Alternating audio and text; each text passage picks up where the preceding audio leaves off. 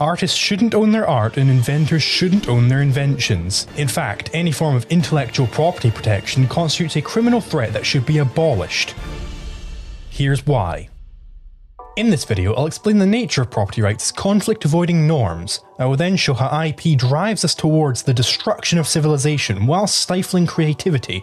I will also debunk every pro-IP argument ever, and demonstrate that copying other people's ideas is a fundamental part of being human. First, to demonstrate that intellectual property rights are strictly impossible, we consider the nature of property. To say that a person A has a property right in X is to say that A should win any conflict over the use of X. Briefly, a conflict is defined as contradictory actions. So if Crusoe is using a stick to spearfish and Friday comes along and tries to use that same stick to stoke his fire, we have a conflict. The two actions cannot take place simultaneously. One action excludes the other. Here we see that having a property right in X is necessarily exclusionary. We say that something is scarce if, when you use it, you exclude other people from being able to use it at the same time. The issue with so-called intellectual property is that ideas are not scarce, so you cannot have a property right in an idea. If Crusoe finds a stick in nature and figures out how to use it to fish, his use of the stick excludes Friday, but his use of the idea of spearfishing does not exclude Friday. Friday is fully capable of finding a different stick and using it to spearfish at the exact same time. We notice that Friday has to find a different stick, but he does not have to find a different idea.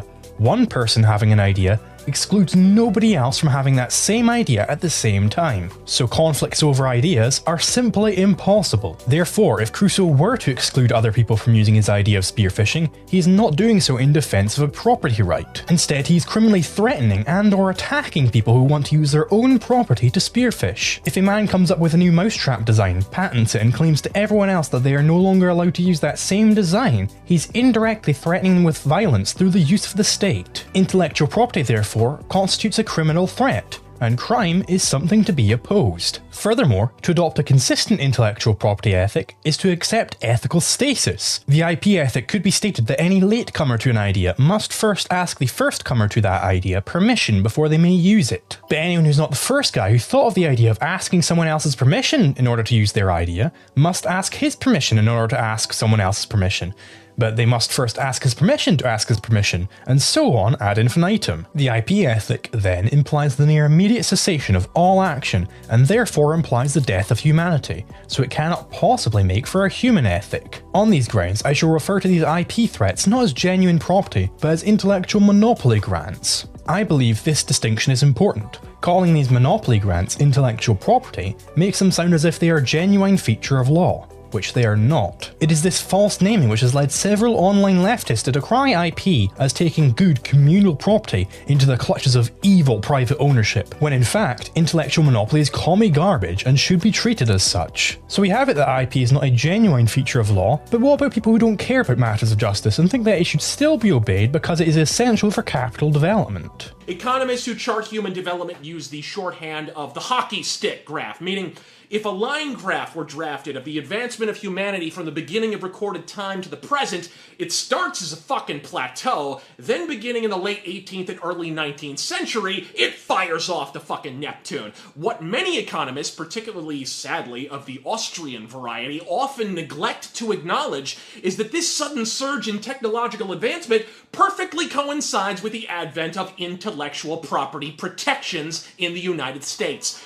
And by Rageaholic's assertion here, I cannot help but to similarly conclude based upon this graph that pandemic illnesses actually increase the human population, so we best resurrect smallpox and send it on its way. It's of course simple to see the problem with this line of reasoning when used to prove that an illness which directly causes death actually increases the population. We understand that the causal relationship between death and population is that the former decreases the latter. Similarly, for IP, we can demonstrate that the necessary causal relationship between criminal copy threats and capital development is that the former hinders the latter. In a sentence, we can say that IP enacts a decivilizing tendency. To explain, consider that IP reduces the scope of activities one may use their own property for. If I own a quarry and my neighbour owns a similar quarry on his land, and he uses his stone to build a statue, there's now one less use I have for my stone. Therefore, the expected gains I can make from my quarry will go down as more novel arrangements of stone are found by others. In other words, as more intellectual monopolies are assigned over use uses of stone, men will value it less as there will be fewer ends that it can attain. We note further that these means like stone, which are being affected by intellectual monopolies in this way, can only come into the ownership of men in 3 ways: production, homesteading, or trade. Therefore, IP will raise the opportunity cost of these activities, thus tending men into alternative uses of their time. We notice that the alternative to these laborious activities are leisure activities. Thus, under IP, you should expect there to be more leisure than otherwise. But more leisure means a higher time preference. Leisure is what men do when they want present satisfaction. It is in contradistinction to saving, and saving has to come about through production, homesteading, or trade. Therefore, IP discourages saving in favour of present satisfaction. In the unhampered market, there is a natural tendency for time preferences to lower, so we can say that IP enacts a counter tendency, causing time preferences to raise. But it is specifically low time preferences which are the characteristic mark of civilization. A large indirect exchange economy is entirely useless to a man who wants to immediately satisfy any urge he may feel like an animal beast. For exchange to even be possible in the first place, there has to be some amount of saving. Therefore, counter to Rageaholics' above assertion, intellectual monopoly is a destructive force against capital development, not a preserving one. Kinsella explains that intellectual monopolies are a form of negative easement. They are in order that other people aren't allowed to do certain things with their own property. Because IP is specifically a criminal negative easement, as opposed to a voluntarily agreed upon one, it has the same effect as expropriation. Let us recall that IP rights give to pattern creators partial rights of control, ownership,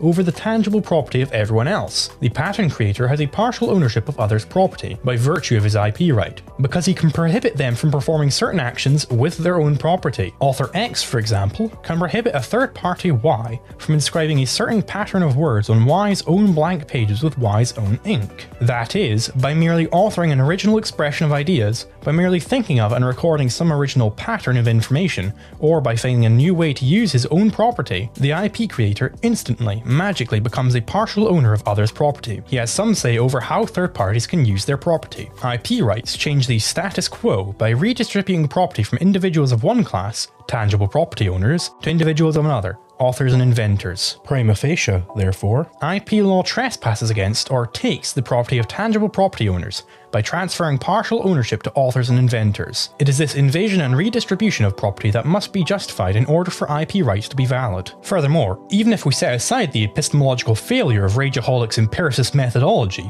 let's look at the history of the steam engine, surely a driving force in the Industrial Revolution. It has been argued that the Industrial Revolution took place when it took place, largely because patents giving inventors a period of monopoly power were first introduced by enlightened rulers at that time. The exemplary story of James Watt, the prototypical inventor-entrepreneur of the time, is often told to confirm the magic role of patents in spurring innovation and growth. As we pointed out in the introduction, this is far from being the case. The pricing policy of Boulton and Watt's enterprise was a classical example of monopoly pricing. Over and above the cost of materials needed to build the steam engine, they would charge royalties equal to 1/3 of the fuel cost savings attained by their engine in comparison to the Newcomen engine. Notice two interesting properties of this scheme. It allows for price discrimination, and it is founded on the hypothesis that, thanks to patent protection, no further technological improvement will take place. It allows for price discrimination because, given the transport technology of the time, the price of coal and horses, the alternative to the Newcomen engine being horses, varied substantially from one region to another. It assumes that technological improvement will be stifled because it is based on the idea that only the Watt engine could use less coal than the Newcomen engine. No surprise then that Boulton and Watt spent most of their time fighting in court any inventor, such as Jonathan Hornblower, who tried to introduce a machine either superior to theirs or at least superior to the Newcomen engine. It will also come as no surprise to our readers that, in the Cornwall region where copper and tin were mined and coal was expensive, a number of miners took to pirating the engine. This naturally brought about a legal dispute with Boulton and Watt, which ended only in 1799 with the symbolic victory of the two monopolists. Symbolic because their patent expired only a year later. Boulton and Watt appear correct in their assessment that the monopoly grant would prevent technological development. During the period of Watt's patents, the United Kingdom added about 750 horsepower steam engines per year. In the 30 years following Watt's patents, additional horsepower was added at a rate of more than 4,000 per year. Moreover, the fuel efficiency of the steam engines changed little during this period of Watt's patent. However, between 1810 and 1835, it is estimated to have increased by a factor of 5. After the expiration of Watt's patents, not only was there an explosion in the production and efficiency of engines, but also steam power came into its own as the driving force of the Industrial Revolution. Over a 30-year period, steam engines were modified and improved as crucial innovations such as the steam train, the steamboat, and the steam jetty came into wide usage. The key innovation was was the high-pressure steam engine, development of which had been blocked by Watt's strategic use of his patent. Many new improvements to the steam engine, such as those of William Boole, Richard Trevithick, and Arthur Wolff, became available by 1804. Although they had been developed earlier, these innovations were kept idle until the Boulton and Watt patent expired. None of these innovators wished to incur the same fate as Hornblower. This is hardly surprising. After all, it's competition, this drive to survive, which impels men to innovate. If a man has a monopoly grant, he will shift resources away from innovation towards maintaining his monopoly. I do understand that perhaps Rage is not the most able proponent of intellectual monopoly, so I'll turn to a similar claim made by Academic Agent. And this brings me finally to the utilitarian grounds for supporting intellectual property. Why are property rights good at all, aside from the moral question of Lockean homesteading? They are good because they ensure that land is subjected to a self-interested monitor. Someone who owns their own home is more likely to look after it than somebody who only rents, and even more so than somebody who is simply given that home by the government. When land is held in common, it is said to lead to the tragedy of the commons. The monopoly ownership of intellectual property by the original author, or whoever they sell those deeds to, function in the same way. You have a self-interested monitor looking over how the IP is treated. The problem here is that the tragedy of the commons only applies to scarce physical means, as these means can be degraded with use. An idea, on the other hand, cannot possibly be degraded. If 7 million people each piss into a urinal one after the other, the urinal will indeed be degraded with this use. But if 7 million people read the same story written by the same person, the idea will be the exact same at the end as it was at the beginning.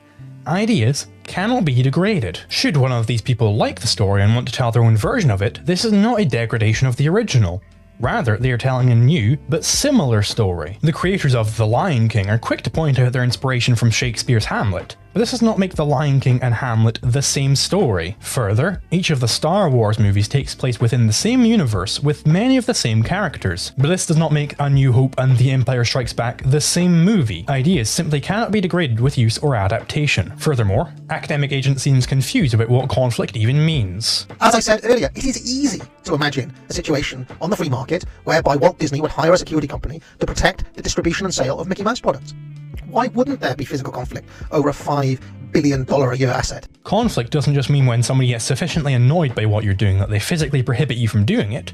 Conflicts are contradictory actions. In a free market, Walt Disney may well get pissed off that John is making Mickey Mouse cartoons, but his annoyance does not demonstrate there to be conflict. In fact, there only exists a conflict after Disney sends his goons to criminally harass John. The Disney goons can't prevent John from using his typewriter at the same time that John uses his typewriter. There is a conflict. One action excludes the other. This confusion poisons AA's understanding of the conflict avoidance theory of homesteading. Kinsella goes on to argue that ideas can be homesteaded like land can, because they are not physical and therefore cannot be owned. He justifies this by redefining Locke's mixing the land with labour by the concept of occupancy. So in Kinsella's conception, it's not mixing the land with labour, it's occupying the land, possessing it, as he puts it. The claim is not that you can't have a property right in an idea because you can't occupy it. Rather, the claim is that you can't have a property right in an idea because conflicts over ideas simply cannot occur. These are indeed related. It is the case that occupying something prevents others from being able to occupy it at the same time, but I don't see Kinsella taking occupancy as the root of his theory. In other words, Kinsella hasn't just arbitrarily swapped out mixing labour with occupancy. Rather, he has reformulated homesteading in terms of conflict. To sum up, it's not you can't occupy ideas, therefore you can't have property ideas. It's you can't occupy ideas, therefore there can't be conflicts over ideas, therefore you can't have property in an idea. AA moves on with another example of a property right in something intangible, stating that it is clear that time has a value to people, that we in some sense own our own time. If time were not our own, the Austrian justification for wage labour would sink. So we must de facto own our own time. But this simply is not the case. The Austrian justification for wage labour is built from the ground up on the title transfer theory of contracts. Nowhere am I aware of an Austrian claiming that it is time that you are selling. Such would strike me as being far too romantic. Rather, in hiring a labourer for 30 ounces of gold, it is the 30 ounces which is being transferred from me to the labourer on the condition that he perform the labour. He isn't transferring ownership of his labour to me. Rather, I am conditionally transferring the title to the gold to him. AA moves on to an attempt to claim that Hans Hermann Hoppe's theory of property is in fact consistent with IP, to which I will leave the man himself to respond to. Recall, I said property rights can only be acquired in things that are scarce, and only because they are scarce are conflicts over their use possible. Now, ideas, once they have been thought, are no longer scarce. If I think the same idea that you think, I'm not taking anything away from you. You can still think exactly the same thing as before. Nothing is diminished on your part. Thoughts are, once they have been thought, free goods, and conflicts over them are impossible. Imagine what the consequences would be if we would not accept this view. So then we would conceivably owe royalties to the widow of Aristotle until the end of our lives. I mean, and it's not even, the widow has not survived up to this point either, but whatever Aristotle's little Aristoteles run around there in Greece, they might still collect money whenever we say A and non-A cannot exist at the same time. I mean, I think I would consider that to be utterly unfair, because I can think this idea myself also. I would not have needed Aristotle to come up with this idea, but nonetheless he was the first one to write it down. But the pro-IP thesis may be modified slightly to claim that intellectual monopoly doesn't necessarily increase capital development, but it does increase technological development, i.e. man's understanding of nature, as is claimed by Kristen Osenga. With patent rights, what we've gotten is a ton of innovation over the last number of centuries. Great inventions, fantastic inventors that are worthy of being protected, and we're all enjoying the results of this activity. If we don't have this strong patent system that has allowed for this level of innovation going forward, we might get less innovation and a lot less cool toys to play with. However, as we know, intellectual monopoly necessarily enacts a tendency towards the destruction of capital goods, and capital goods are often useful in discovering facts about nature. Imagine Newton trying to demonstrate that white light is in fact made up of all the colours of the spectrum without using any glass prisms. It would seem he'd probably be out of luck. However, capital is not per se required to increase man's technological knowledge. Therefore, intellectual monopoly simply shifts discoveries away from those that are heavily dependent on a large capital structure towards those that are less dependent on it. If and insofar as this is the case, this warping of technological discoveries is a hampering force on the market, implying a lower standard of living than otherwise. Imagine the reductio case of IP grants being so effective at spurring the discovery of facts about the mechanisms behind cancer treatments that all means of society are thus allocated towards research in order to find new facts about said mechanisms. In such a society, everyone would die very, very quickly, as there'd be nobody farming any food or collecting any water. In short, if and insofar as intellectual monopoly increases technological development, it increases it too much. And on the topic of pharmaceutical development in particular, Kinsella has this to say. As for pharmaceuticals, the idea, first of all, anyone who's interested, you can't do this while we're debating, but you should read Chapter 9 of Bolger and Levine's book, Against Intellectual Monopoly. They completely explode all the myths about the pharmaceutical industry needing patents and requiring patents. So let's take COVID as an example. Right now, there's 11 different vaccines that have been approved for emergency use somewhere in the world. And as of December 2020 last year, there were over 200 vaccine candidates being developed, and at least 52 were in clinical or human trials. So there's lots of innovation going on, and Moderna on October 20 waived its patent rights. So if it needs a patent to recoup its costs, why did it waive its patent rights? Look, Italy and Switzerland didn't even have drug patents until the late 70s, and they were some of the leading creators of drugs. Just as an example, Bolger and Levine, they did a study. They looked to a poll at the British medical journal's readers on the top medical milestones in history. They found that almost none of them had anything to do with patents. Penicillin, X-rays, tissue culture, anesthetics, chlorprom, I can't read that one. Public sanitation, germ theory, evidence-based medicine, vaccines, birth control pill, computers, oral rehydration therapy, DNA structure, monoclonal antibody technology, and the discovery of the health risks of smoking. Of the top 15 entries, only 2 had anything to do with patents. And the Center for Disease Control in the U.S., they had a list of the top 10 public health achievements of the 20th century. None of them had anything to do with patents. A review of the most important pharmaceuticals reveals that many came about without the motive or the possibility of requiring a patent, including like aspirin, AZT, cyclosporine, digoxin, ether, fluoride, insulin, medical marijuana, methadone, morphine, oxytocin, penicillin, phenobarbital, prontosil, quinine, Ritalin, salvarsan, vaccines, and vitamins. So you don't need patents to develop drugs. And those patents that do exist for pharmaceutical drugs are responsible for countless deaths and many ruined lives. Ever wonder why insulin is so expensive to purchase but so cheap to produce?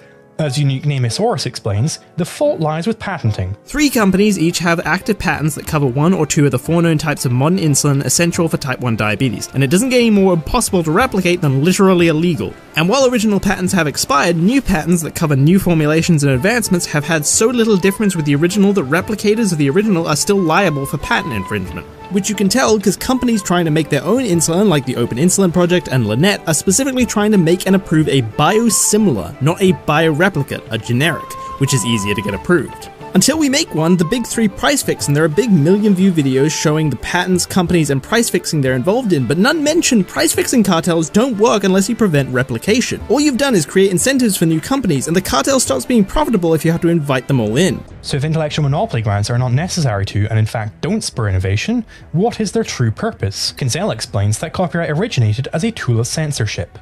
Copyright has its origins in censorship and thought control, so it's no wonder that's what it still does today. So the seminal German silent film Nosferatu, which some of you may have heard of and even seen, was deemed a derivative work of Dracula, and courts ordered all copies destroyed. Now, luckily, someone preserved a copy, and that's why we still have it today. There was one time, about 2005, a grocery store in Canada mistakenly sold 14 copies of the new Harry Potter book a few days before its official release. And so a British Columbia Supreme Court judge ordered customers not to talk about the book, copy it, or even read it before its official release date. Copyright also threatens freedom on the internet, which is very serious because the internet is one of the most important tools we have in the fight for freedom, to fight state tyranny. And just a few years ago, the Stop Online Piracy Act, or SOPA, was only narrowly defeated by an uprising on the internet. Aaron Swartz, who some of you may have heard of, was a brilliant young inventor of RSS, the technology behind blogging and podcasting, and he was an anti-SOPA activist. He uploaded some academic journal articles to the internet, and he was facing life in prison for federal copyright infringement, and he killed himself. There was a grad student in Britain named Richard O'Dwyer who had a website with hyperlinks to other people's pirated movies. And the U.S. went after him and finally got a judge to order him to be extradited to the United States to face federal prison. He finally escaped it, but his life was almost ruined and derailed for many years. And these odious abuses continue to this day. Just recently, Kanye West has been prevented from making a shirt that say that white lives matter because the trademark for that phrase is held by 2 radio hosts who explicitly keep it in order to prevent other people from spreading that message. We want you to meet 2 black radio hosts from Arizona who are taking action to stop the spread of the phrase white lives matter. So these radio hosts trademarked the phrase. Ramses Ja and Quentin Ward host the nationally syndicated weekly racial justice radio show Civic Cypher, and they join us now. Gentlemen, great to see you. So, Ramses, let me start with you. What do you plan to do with this trademark of white lives matter? Well, at present, we plan to do nothing. Nothing is plenty, as you can imagine. It will not be used to hurt, harm, trigger any people, and as long as we are the people in the position to decide how it is used in commerce, we will do our best to minimize the effect that it may have on people. So, Quentin, just explain that. So, you by design don't plan to do anything with it, and that means that nobody else can. Is that the point? At present, yes. Far from protecting the ability of thinkers to express novel ideas, intellectual monopoly is a tool of censorship and domination over others. And the situation is not much better for patents. Rather than being used by the little guy who just wants to get his invention onto the market, they are used by large firms in lawsuit wars, as Kinsella explains. What happens is you have large companies amass huge patent treasure troves. As a good example of this was the recent smartphone patent wars about 7 or 8 years ago between Apple and Samsung and Motorola. And they all, Apple suing because someone else had a smartphone with a touchscreen and rounded corners because they had a patent on that. And then they're being countersued. What you do is, if you're a large company, you have tens of thousands of patents, which you've paid lawyers like me to get for you, right? And you didn't reward your inventors for. And when someone sues you for patent infringement, you look through your pile of patents and you countersue them for some. So the patent lawsuits go on for 5 years, and they finally settle with each other and they grant a cross license. And in the meantime, little companies are left out in the cold, because if they tried to enter this fray, they'd be sued into oblivion because they don't have 10,000 patents to go after the large companies with. And it's because of this that companies are able to form cartels. They can group up, charge insanely high prices while sharing technology only with each other. As Rothbard explains, it's impossible to form such cartels in the free market.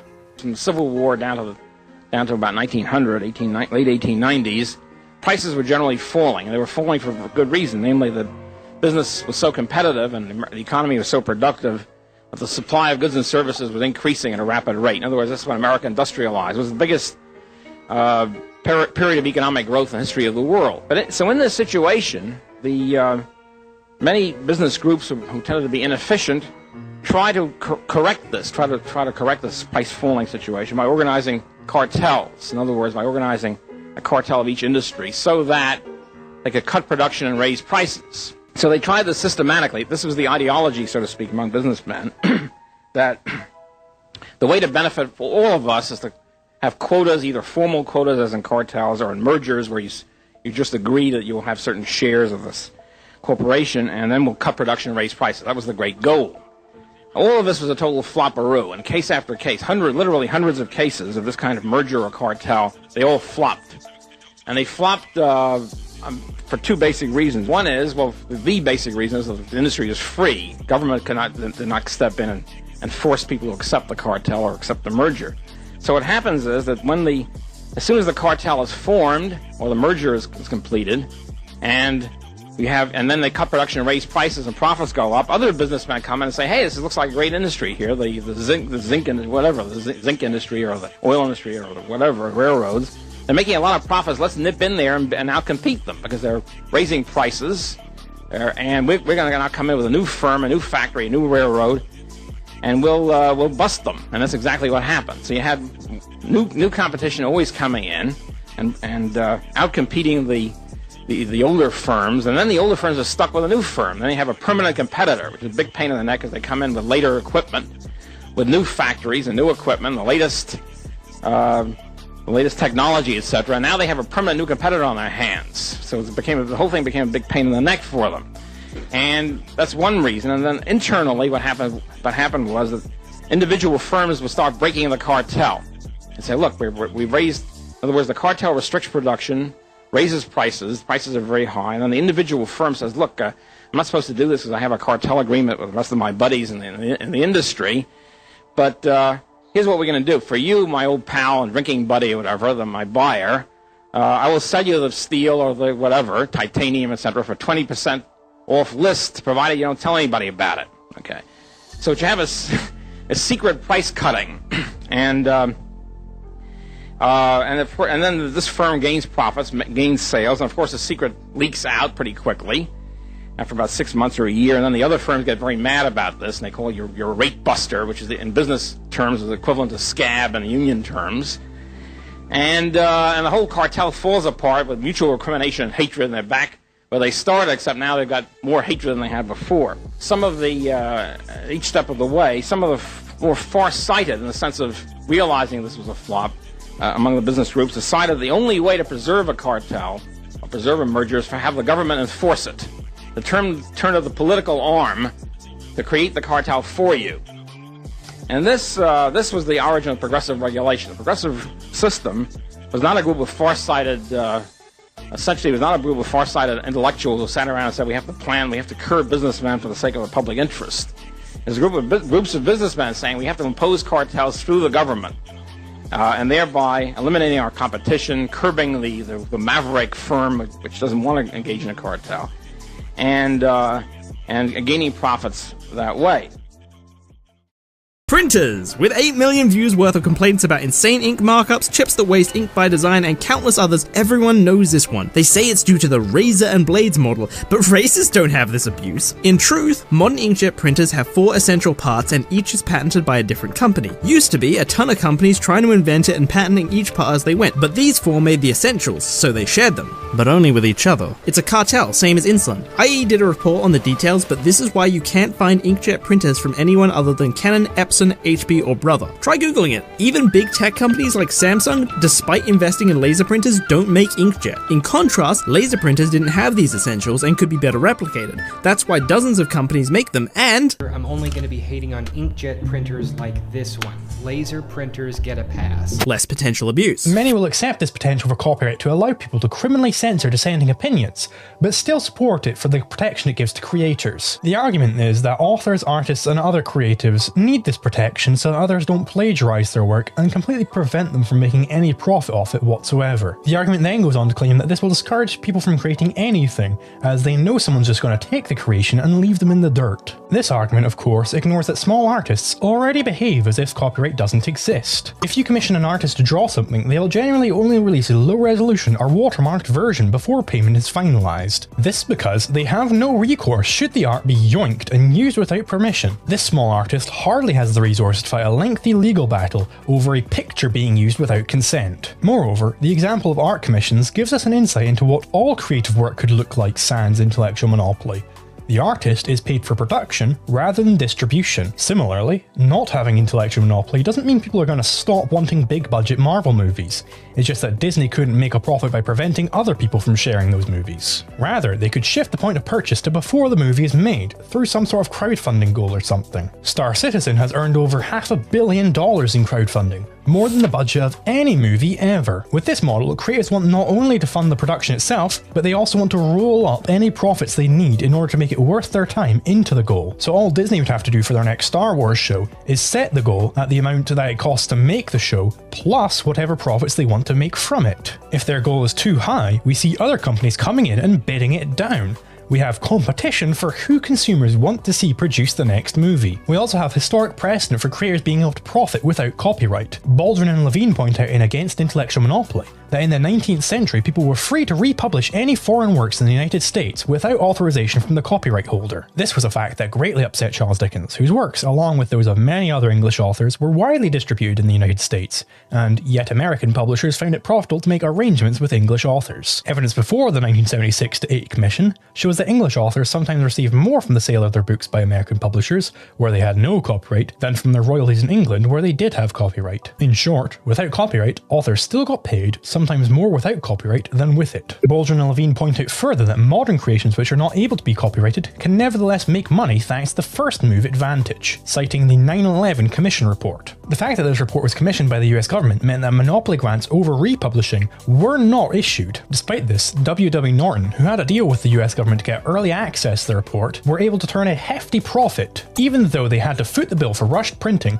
and they could not prevent other people from publishing the same report. One might worry what a world without copyright would do to the state of canon. If there are 10 Star Wars Episode 9s, which one is the real Star Wars Episode 9? We have an example of this with the SCP community, which is a collaborative writing project about a secret government agency whose job it is to investigate paranormal occurrences. Everything contributed to the SCP project is licensed Creative Commons, meaning nobody has the absolute say to decide which story is canon. Regardless, authors have managed to self-organize and decide which canon universe each story fits into, and much interaction is able to happen across different stories. This model of sharing stories between authors that makes SCP successful works elsewhere too. TikTok makes absolute bank on a business model of routinely infringing on copyrighted content. Just about every large YouTuber and streamer make a lot of their money from reacting to and repurposing other people's content. Evidently, there's a massive demand for this type of infringing content. To ban it all would mean less creations that people desire. Moreover, with one's creations open to competition, you're incentivized to be ever more creative to prevent others from stealing your fanbase. In a zero IP world, George Lucas would not get away with the abuse he performed to the Star Wars franchise. Don't like how he made Greedo try and shoot Han? Edit it yourself and release a superior version. Don't like the direction he took the prequel trilogy? Again, make your own version and compete with him. It is only when creatives start ruining their art in the eyes of the consumer that other people are able to sap away their audience. This means art will be better without IP. Without IP, your favourite games, movies and TV shows would receive constant new updates so long as there's a community who wants to provide that new content, rather than being cut off of the arbitrary whims of some studio exec. Hollywood itself routinely creates derivative works, as Kirby Ferguson explains. The domination of sequels, remakes, and adaptations is not new. From 2012 to 2021, 92 out of 100 of each year's top 10 hits are either sequels, remakes, or adaptations. And in 4 of these years, it's every single film in the top 10. And even where a story isn't a direct remake or sequel of some previous story, it is still utilizing pre-established rules of the genre. This is how screenwriters are able to form models of stories such as Dan Harmon's Story Circle or Blake Snyder's story beats. Tropes of a given genre must be adhered to at least to some extent, such that we can even recognise it as being part of that genre in the first place. To subvert literally every rule would make a non-story which fits into no genre, thus removing the entire purpose of storytelling in the first place. Kirby elaborates further that the very method one uses to create in the first place involves copying from the previous body of work. We use ideas that we already understand, modify and assemble these ideas in new and interesting ways to have something new.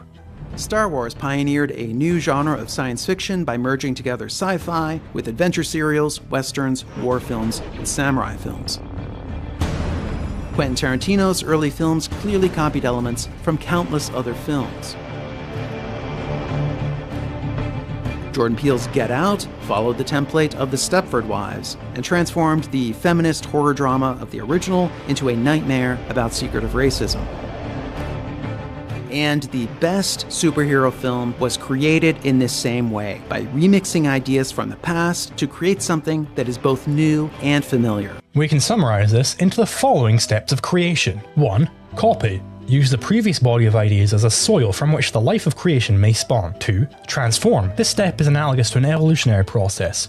Small tweaks are performed until something new and good is found. And 3. Combine. Take previous copied and transformed elements and combine them into something that is greater than its constituent parts. This is the exact way that the fundamental tool of human communication, language, is formed. We utilize the previous body of words, combine and transform them in different ways to make new words. In a very real sense, to be human is to copy. Moreover, this pay-for-production model isn't particularly alien elsewhere. Yes, your contribution to the Star Wars Episode 10 Kickstarter doesn't actually guarantee that you'll get to see the thing, but similarly, if only you were willing to go on cruise ships, they wouldn't run them just for you. Many other people also have to want to go on that same cruise ship in order for it to be profitable. Similarly, it might be the case that pay for production means you have to wait longer to consume the product after paying for it. But not only will there be far lower time preferences sans IP as discussed above, we also already have precedent for people paying for tickets for games and concerts, or paying for events like weddings months or even years in advance. We know that people are willing to wait long periods after paying to engage with something they are truly passionate about. And if they didn't have to pay for every subpar piece of art that came across them,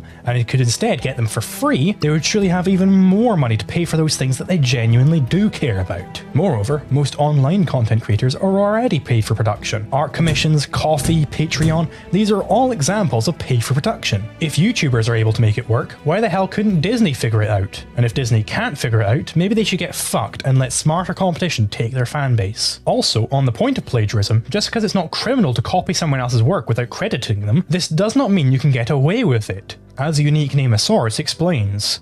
The lack of IP doesn't mean the loss of ethics. Take for instance the Sony PS4 Winter Lineup music video. Sony puts out a trailer to advertise their game. This video has segments of original animation, except it's not original. All of the movements was plagiarized from everything from small independent animators to big companies. Copying animation to this level isn't protected by copyright, which you can tell because no one ever got sued for it despite copying from even big companies. But Sony took down the video and the guy lost his job. What I mean by bringing this up is just because it's legal to steal media doesn't mean that people are suddenly okay with stealing media. In fact, while I don't have numbers for these specific artists, there are loads of examples of Twitter exposing art thieves that get tons of retweets and give the original creators a boost. There's even a rare couple of YouTube examples, with some victims having way more subs now than they did back then. Anyway, the point of the animation tracing example was that even when copyright isn't a factor, consumers still care about copying and plagiarism. And that's great, because it means there's demand for ethics in media. And that effect is amplified by the total removal of copyright. Here's why. The great thing about not having IP? If someone copies something and consumers deem it to be an unethical copy, there's no reason to support them. Whereas before, with IP, consumers had to choose between their morals and getting to watch their favorite property. Without IP, a company with better ethics can replicate the same product to fulfill the demand. So if a company or creator is known for plagiarism or has a project they're currently trying to get funding for that blatantly plagiarizes, another company can offer the exact same project but promise to pay a percentage to the victim of plagiarism. Assuming the new company was good enough to replicate the same product, they would still be making money they wouldn't be otherwise, so why wouldn't they so long as there's demand? I bet it would become an industry standard for adaptions to advertise how much is going back to the original creator in order to compete with other adaptions. Adam Neely suggests, with respect to the abolition of music copyright, that artists should instead cite their musical inspiration much like an academic would, rather than simply being disallowed from using that inspiration in the first place. I think that music composition copyright should be replaced by a citational system of sorts, where if you write something, if you write a piece of music, you gotta cite your sources. After that, you can do whatever you want with it. Think about this. When you go to school and you write a paper, you're expected to 1, research, and 2, cite where you got your ideas from. The process of citation is at the core of academic research. In order to build on a general body of knowledge, you need to know what came before. As a researcher, you're expected to connect your work to the past. In fact, if you don't cite previous work, you're not a serious researcher. You don't know what you're doing. Along with Adam's note of this already being commonplace in academia and being enforced through social pressure, we see it also in comedy, with comedians often coming under fire for telling other people's jokes verbatim. And in the spirit of encouraging this idea of citing one's sources, I endeavour to include scripts with footnotes to reference material for all of my videos. And you can also see any videos or books I reference here in the description. And whilst you're down there, maybe donate or become a channel member. Furthermore, in a world of intellectual monopoly where only wealthy creators are able to enforce these monopolies, you should expect plagiarism of the poor to occur more frequently. This is because people are encouraged to assume that any copying without lawsuit must be morally acceptable, else the copied from party would sue for copyright infringement. Also, the poor are less likely to engage in copying which is both morally and legislatively acceptable for fear of costly lawsuits. Therefore, intellectual monopoly tends to create a class of those who are able to create and those who are not able to create. Many of the justifications of intellectual monopoly being a genuine property stem from the faulty labour theory of property, such as the defence provided by Ayn Rand and her Randroid followers. Patents and copyrights are the legal implementation of the base of all property rights, a man's right to the product of his mind. Every type of productive work involves a combination of mental and physical effort, of thought and of physical action to translate that thought into a material form. What the patent and copyright laws acknowledge is the paramount role of mental effort in the production of material values. These laws protect the mind's contribution in its purest form, the origination of an idea. Kinsella explains the issue with the labour theory of property. As noted before, some libertarian IP advocates, such as Rand, hold that creation is the source of property rights. This confuses the nature and reasons for property rights, which lie in the undeniable fact of scarcity. Given scarcity and the correspondent possibility of conflict in the use of resources, conflicts are avoided and peace and cooperation are achieved by allocating property rights to such resources. And the purpose of property rights dictates the nature of such rules. For if the rules allocating property rights are to serve as objective rules that all can agree upon so as to avoid conflict, they cannot be biased or arbitrary. For this reason, unowned resources come to be owned, homesteaded or appropriated by the first possessor. The general rule, then, is that ownership of a given scarce resource can be identified by determining who first occupied it. There are various ways to possess or occupy resources, and different ways to demonstrate or prove such occupation, depending upon the nature of the resource and the use to which it is put. Thus, I can pluck an apple from the wild and thereby homestead it, or I can fence in a plot of land for a farm. It is sometimes said that one's form of occupation is forming or creating the thing. For example, I can sculpt a statue from a block of marble, or forge a sword from raw metal, or even create a farm on a plot of land. We can see from these examples that creation is relevant to the question of ownership of a given created resource, such as a statue, sword, or farm, only to the extent that the act of creation is an act of occupation, or is otherwise evidence of first occupation. However, creation itself does not justify ownership in things. It is neither necessary nor sufficient. One cannot create some possibly disputed scarce resource without first using the raw materials used to create the item, but these raw materials are scarce, and either I own them or I do not. If not, then I do not own the resulting product. If I own the inputs, then, by virtue of such ownership, I own the resulting thing into which I transform them. To reduce the labour theory of property into absurdity, consider Crusoe sneaking onto Friday's land, using his clay and moulding a pot with it. Crusoe has certainly expended much labour in making this pot, but yet he does not own it.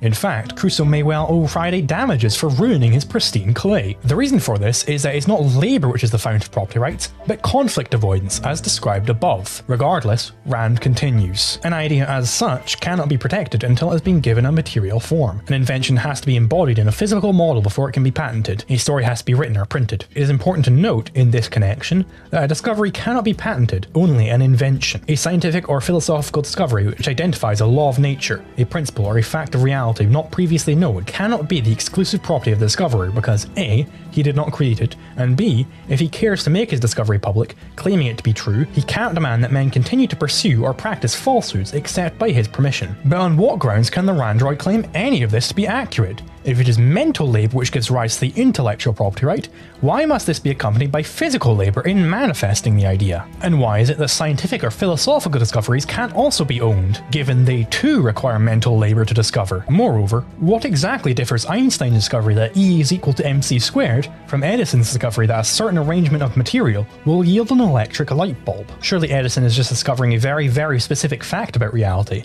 as opposed to Einstein's far more general fact. Moreover, it is not made clear why such a distinction, even if it could be rendered objective, is at all ethically relevant. Still, both require mental labour. On these grounds, no Randroid can consistently claim that A is A, without first paying royalties to the descendants of Aristotle, thus leaving their entire theory in ruin. Rand attempts a solution to this not only in asserting that somehow E equals mc squared is a fact of nature, whereas that some arrangement of materials will yield an electric light bulb is not, but also in asserting that intellectual property does not last forever. The right to intellectual property cannot be exercised in perpetuity. Intellectual property represents a claim, not on material objects, but on the idea they embody, which means not merely on existing wealth, but on wealth yet to be produced. A claim to payment for the inventor's or author's work. No debt can be extended into infinity. But why on earth couldn't these debts be extended into infinity? Surely any debt that A owes B could indeed be passed on to B's heirs.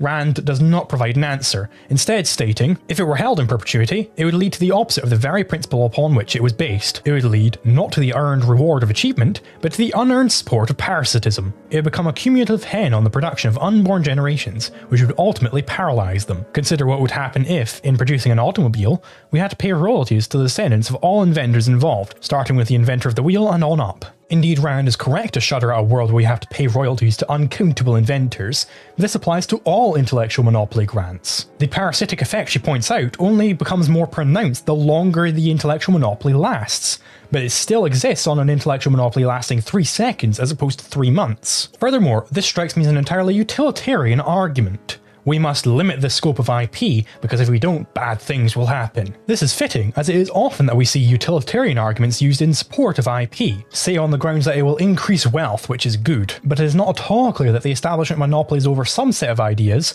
will indeed increase wealth. If I am able to patent the discovery of how to make a better mousetrap, but not discoveries in philosophy or science, we should expect resources to shift away from discoveries in philosophy and science towards these supposedly more practical engineering pursuits. Furthermore, even if we were to assume that these utilitarians were correct, that intellectual monopolies do indeed increase wealth, the point of law is not to increase wealth, it's to ensure justice. And to see where the utilitarian ethic, among other ethics, objectively fail to ensure justice, making them false, you have to watch this video where I lay out the objectively correct anarcho-capitalist legal code.